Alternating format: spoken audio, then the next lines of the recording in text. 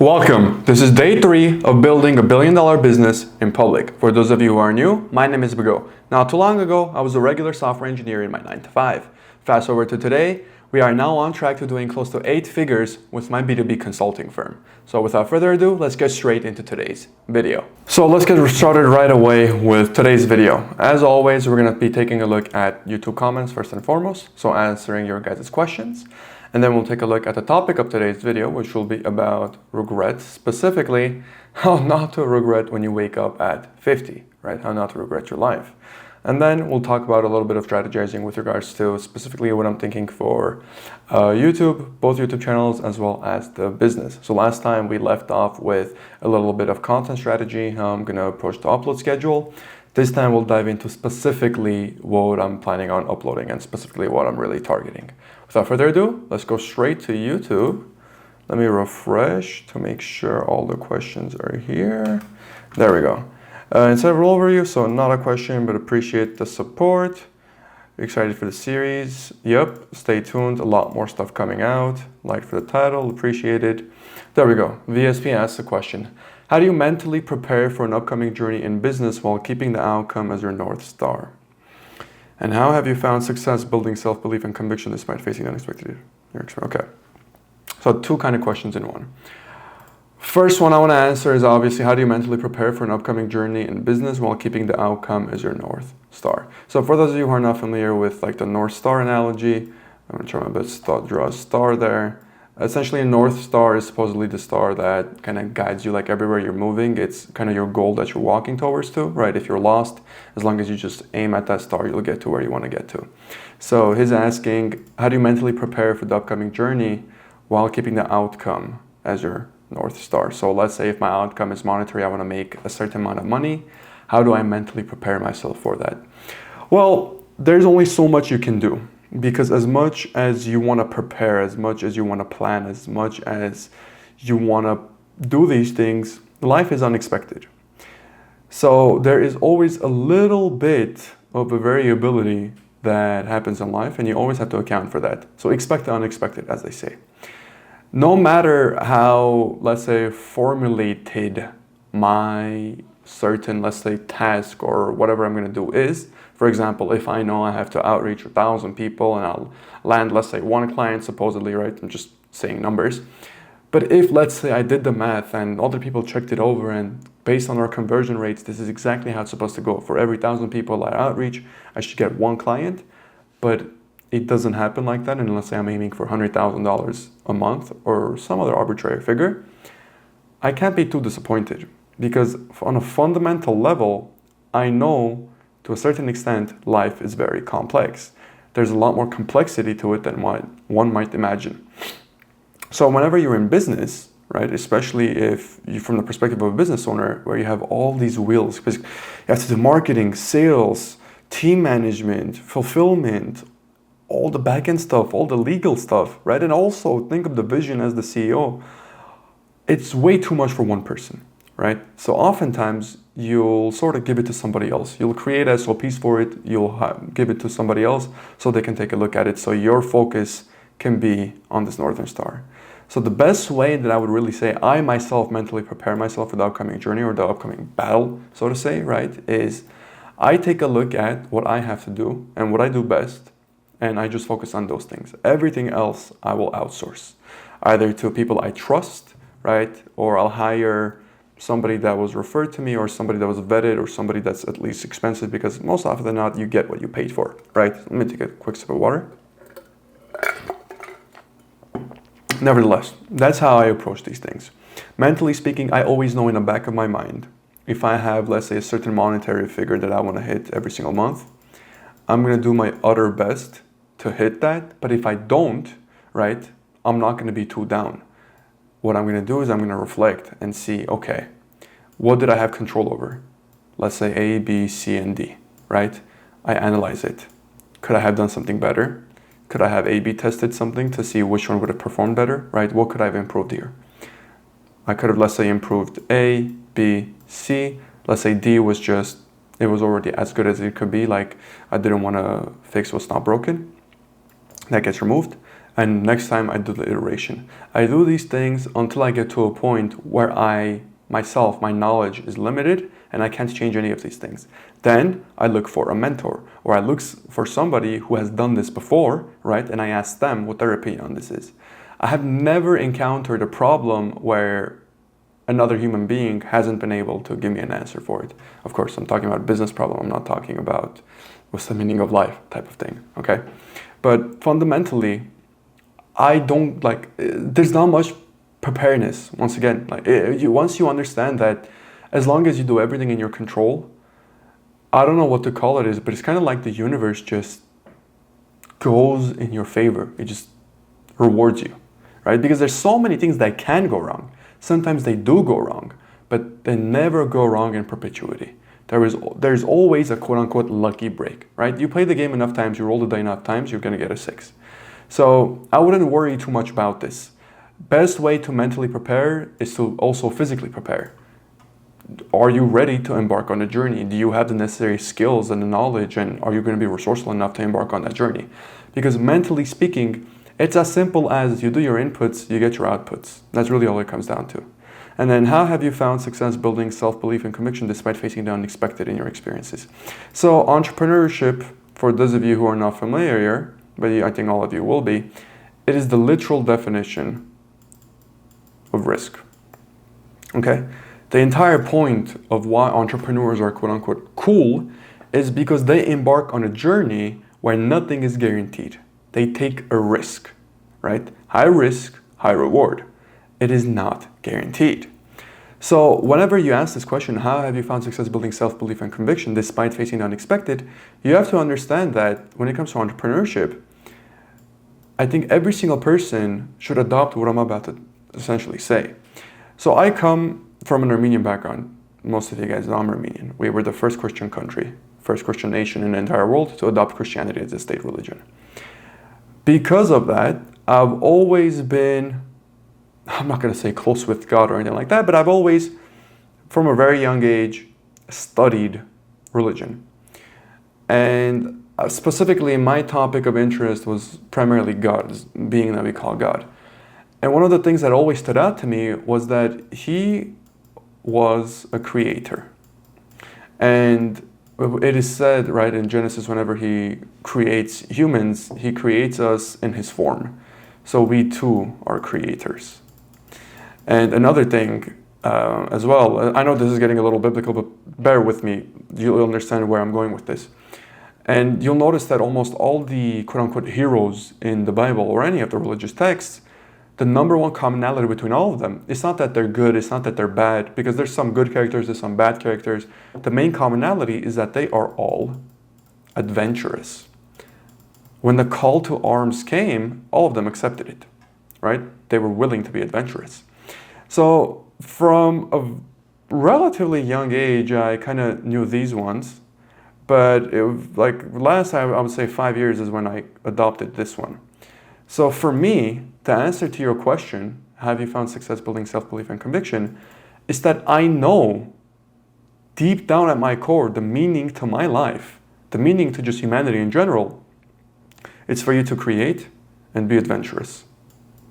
It's really as simple as that. That is literally the meaning to life, in my opinion.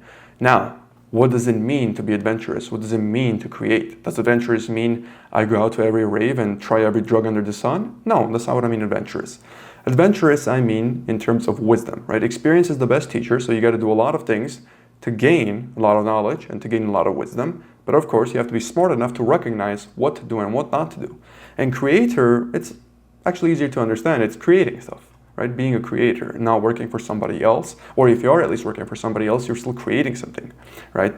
But that's why I say, entrepreneurship at its core, it encompasses both of these phenomenally. There is nothing else you can do in this world that would encompass both of these simultaneously at the level that entrepreneurship does, because it's extremely adventurous, and also it is the truest form of creation because you create something to serve other people. Hence,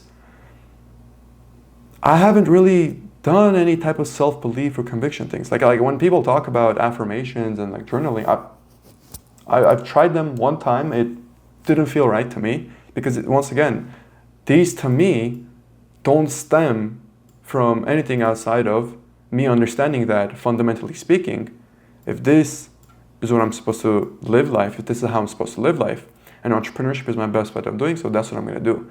So I don't need self-belief, I don't need the conviction, because I know I'm already on the right path. Get what I mean? Like, from the very beginning, I always knew I'm on the right path. Sure, when I had bad experiences, a little doubtful here and there, but whenever I compared my options, well, what else am I going to do? Whatever else that I was thinking of getting into, right? It was going to be worse.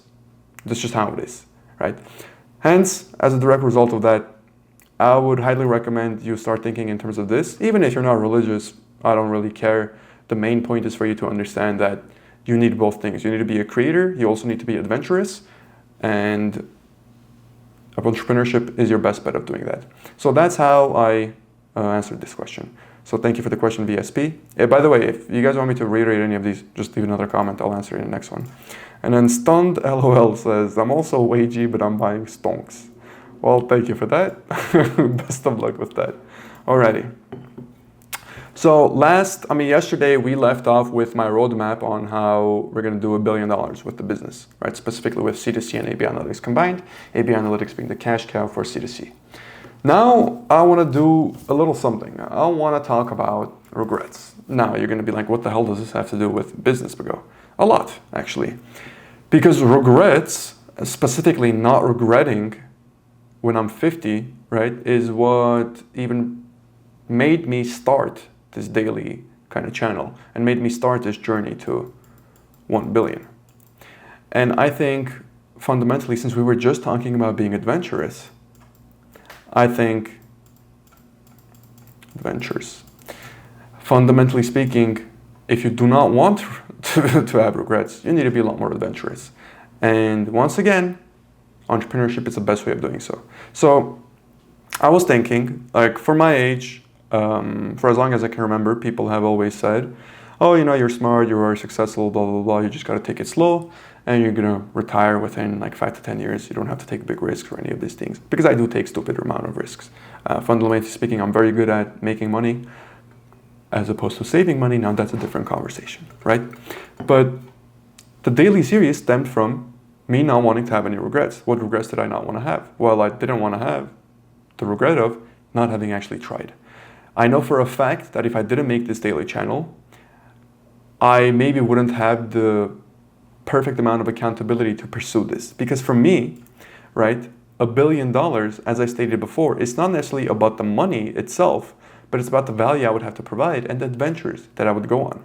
For me, that's the most fun part about it, right? And I thought, okay, what is a way for me to solidify this? What is a way for me to actually go about making this happen in the best way possible?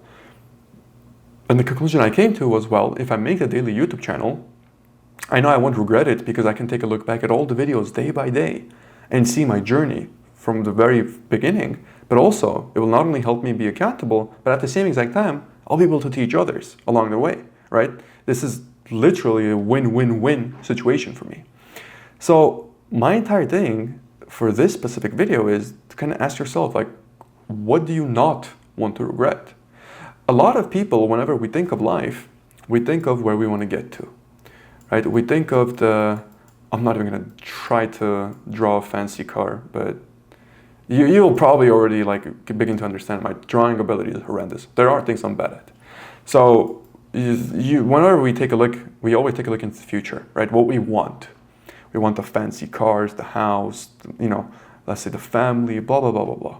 But very rarely do we take a look back and do we ask, what do we not want?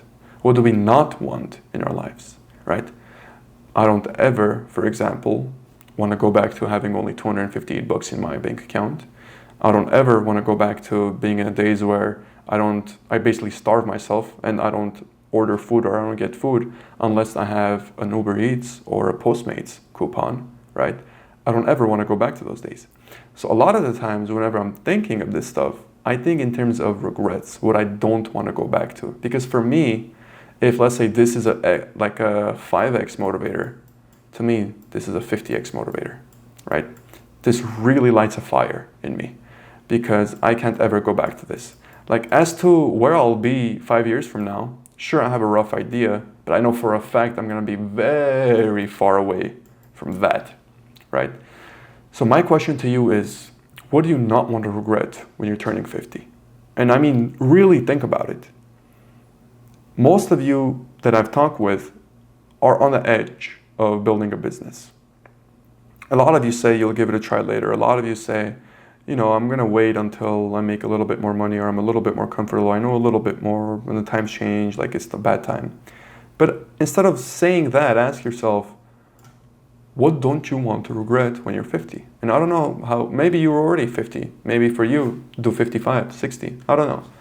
But for me, any big decision that I really wanted to make, I was like, I don't want to regret this decision. So I ended up doing it, right? If it was smart and if it was helpful, at least down the line.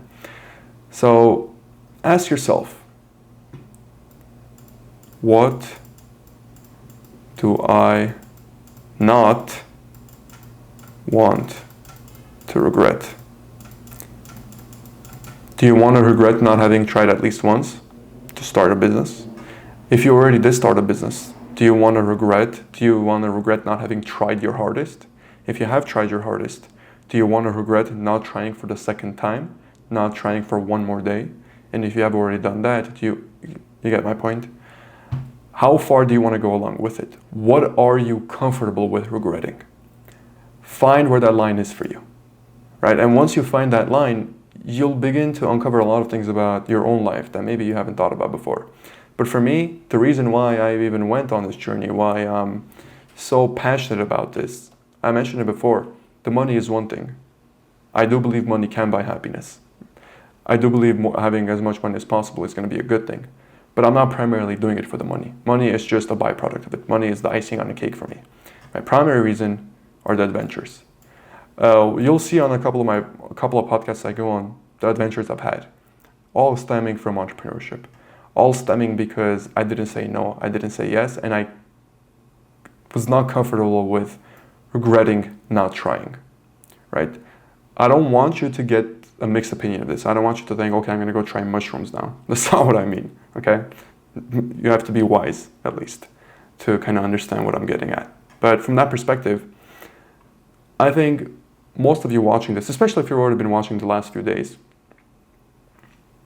if you haven't already started, right? And I'm not even saying come work with me or come one-on-one with me. That's not what I'm saying. I'm saying even on your own, try it, please. Do yourself a favor and at least try entrepreneurship. Try owning your own thing. Try owning your own business. Try owning your own hours. Try owning your own income. Don't be dependent on another person. Try to become as independent as possible when it comes to finances, okay? Try to see how you yourself can create value in this world without having to rely on somebody else. That's my little speech. Now let's get into strategizing, because I probably bored you guys. So last time we talked about how the main channel, I'm gonna upload only one time a week, and then the daily one, obviously as the name suggests, I'm gonna have daily. Now my question to you guys is, I have a lot of vlog stuff. I have a lot of day in the life type of stuff. Day in the life. Where would you guys like to see this content on? I was thinking I can maybe do like 20 to 30 minute long bangers on the main one, or I could upload it as like a casual type of video over the daily. Maybe one of the days just choose that, right? The problem with that is I know daily, you guys are a lot more kind of focused and invested into it as opposed to the main one. So I don't want to dilute the quality of the information in the daily one with these guys. So if you want to see them in the main, we can do that. If you want to see them in a daily, we can do that as well. Next thing that we need to brainstorm is what type of content do you guys want to see specifically? Because from my perspective, I'm just making content that I wanted to see back in the day. But after talking to a lot of you, I know there's very nuanced, specific things you want to see. Like a lot of you mentioned ideation. That's been your biggest problem. Ideation and a roadmap. But what it is specifically that you want to see, right? You can just leave it in the comments below and I can, make a video on those. But I already have pretty much like over the next 180 days pretty much planned on what I'm going to do. But if you guys want to see something specifically, let me know. Outside of that, right now what I'm working on the main one is thumbnails. So we are actually working on making the thumbnails better. By we, I mean myself and my team. Oh, mostly my team, really. They're amazing. You'll meet them one day. I'll have them up on probably when I do something about team building or when I do an episode on hiring people. I'll introduce you guys to them, but they're phenomenal. So we need to work out the thumbnails. Right now, we're also working on making our hooks better, as well as the intro in general. And you guys have already probably seen, we upgraded the studio as well as the camera. So we got about like 15K in camera equipment that we are going to go ham with.